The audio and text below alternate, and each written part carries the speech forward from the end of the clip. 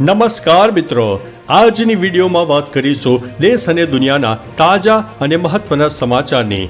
સૌપ્રથમ વાત કરીએ તો આસામમાં મુસ્લિમ લગ્ન અને છૂટાછેડાની નોંધણીનો કાયદો રદ કરવામાં આવ્યો છે।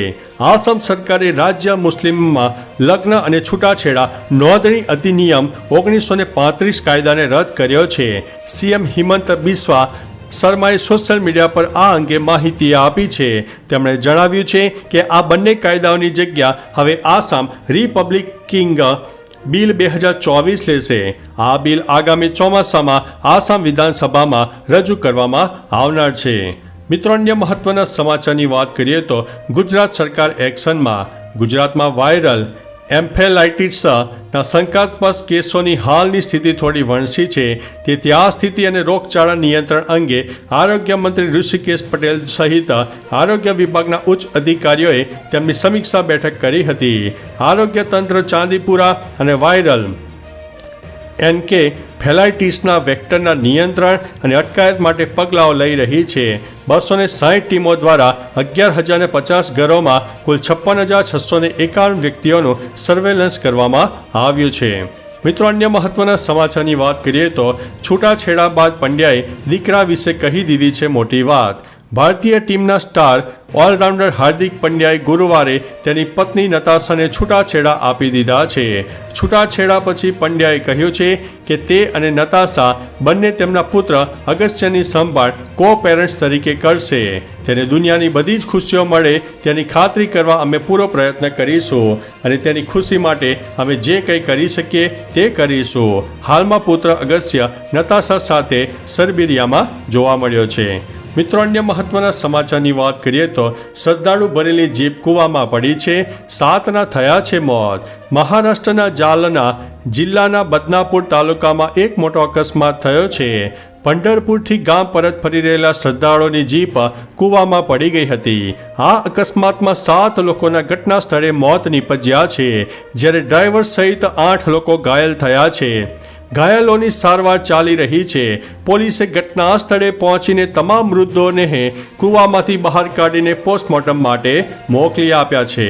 મિત્રો, અન્ય મહત્વના સમાચારની વાત કરીએ તો બિનવારસી હાલતમાં દવાઓનો જથ્થો મળી આવ્યો છે। સાયલા તાલુકાના ઈશ્વરિયા ગામની આંગણવાડી બહાર આરોગ્ય વિભાગની દવાઓનો જથ્થો કોઈએ ફેંકી દીધેલી હાથમાં પડ્યો હોવાનો વિડીયો સોશિયલ મીડિયામાં વાયરલ થતાં તંત્રમાં દોડધામના દ્રશ્યો જોવા મળ્યા છે। સરકાર દ્વારા બીમાર દર્દીઓ માટે ફળવાયેલા દવાઓનો જથ્થો બિનવારસી હાલતમાં પડેલો જોવા મળતા વિવિધ ચર્ચાઓ વચ્ચે આરોગ્ય વિભાગ દોડતું થયું છે। મિત્રો, અન્ય મહત્વના સમાચારની વાત કરીએ તો નાસાના ચંદ્ર મિશનને ફટકો।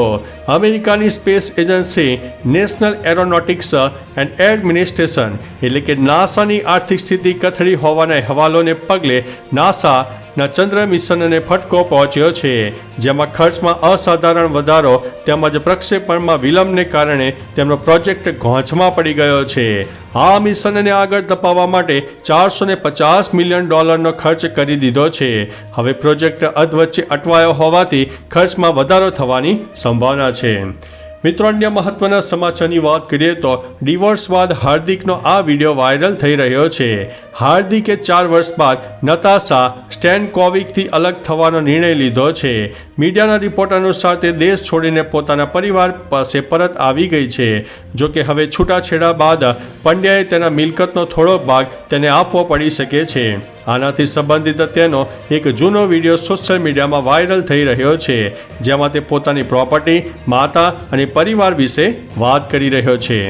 મિત્રો, અન્ય મહત્વના સમાચારની વાત કરીએ તો સરકાર 70,000 કરોડના ખર્ચે અદ્યતન જહાજો બનાવશે।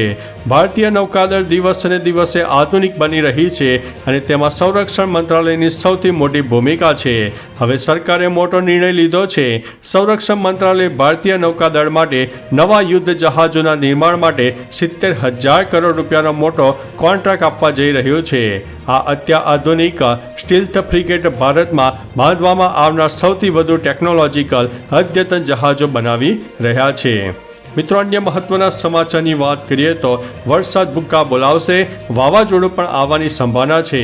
હવામાન વિભાગે આગામી 4 દિવસ ગુજરાતના કેટલાક વિસ્તારોમાં અતિ ભારે વરસાદની આગાહી વ્યક્ત કરી છે। ખાસ કરીને સૌરાષ્ટ્ર અને દક્ષિણ ગુજરાતના કેટલાક જિલ્લાઓમાં રેડ એલર્ટ પણ આપી દેવામાં આવ્યું છે. ગુજરાત પર એક સાથે 4 સિસ્ટમ સક્રિય થઈ છે, જેથી રાજ્યમાં સાર્વત્રિક વરસાદ પડશે.